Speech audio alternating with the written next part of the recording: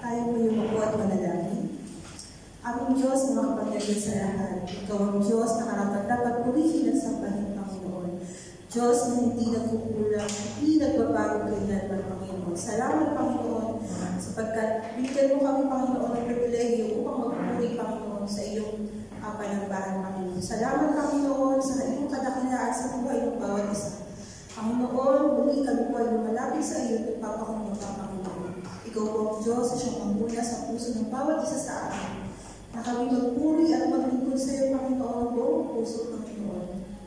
Sa bawat awit na lalabas sa aming bibig, Panginoon, ikaw ay siyang aming mabigyan ng papuri, Panginoon. Lord, dinadalangin ko rin, Panginoon, ang bawat kapatid, Panginoon, ay iyong nilagay, Panginoon, sa upang maging instrumento mo, Panginoon, upang kami ay gabayanan at ibig, Panginoon, sa pagpupuri sa iyo. Lord, ikaw po, Diyos, na siyang magbigay ng karunungan sa bawat isa. Maging ang puso at kahandaan, Panginoon, to give honor and glory to you alone, God. Sa bawat pagtugtog, Panginoon, at sa bawat pag-awit namin, Panginoon, ikaw ang Diyos na siyang maluwalhati namin, Panginoon. Lord, dalangin din, Panginoon, namin, Panginoon, ang aming mga kapatiran na ngayon ay paparating ka lamang, Panginoon. Ginagano'n po sila, Panginoon, maging sa aming mga kasama na ngayon po hindi maka-attend, Lord, ikaw ang Diyos na siyang mag-ingat sa kanila, Panginoon. Salamat, Panginoon, sa pribilehiyo, Panginoon, na kami makapagpuri sa iyo, Panginoon, na maibalik namin, Panginoon, ang iyong kabutihan sa bawat araw na iyong pinagkakaroon sa amin. Bagamat hindi kami karapat-dapat, Panginoon, sa iyong harapan, subalit ikaw ang Diyos na siyang pumilos, Panginoon, sa aming buhay.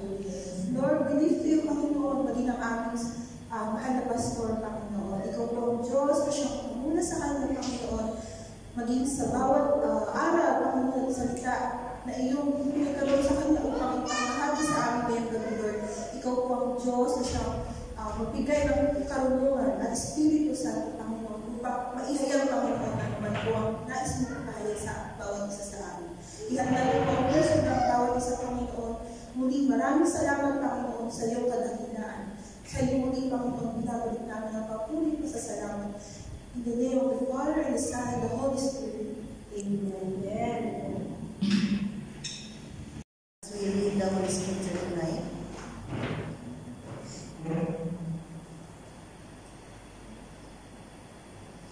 Tonight's reading came from Ephesians chapter 2, verses 14 to 18.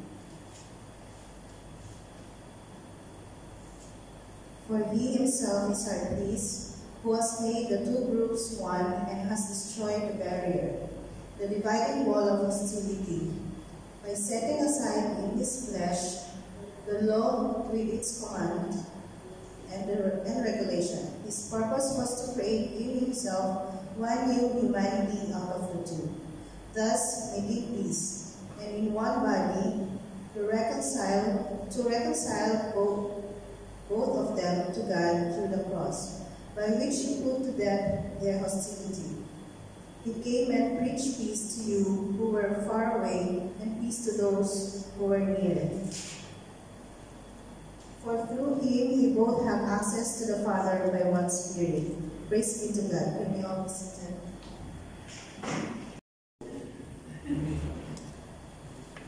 Good evening po ulit sa ating lahat.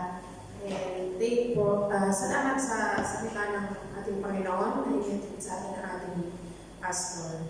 And sa ating tithes and offering, gusto ko pong basahin. Alam ko po, very familiar na po tayo at popular dito sa verse na ito. Ang 2 Corinthians, verse 9, 6 to 8. Remember this, whoever sows sparingly will also reap sparingly, and whoever sows generously will also reap generously. Each of you should give what you have decided in your heart to give, not reluctantly or under compulsion, for God's love loves a cheerful giver.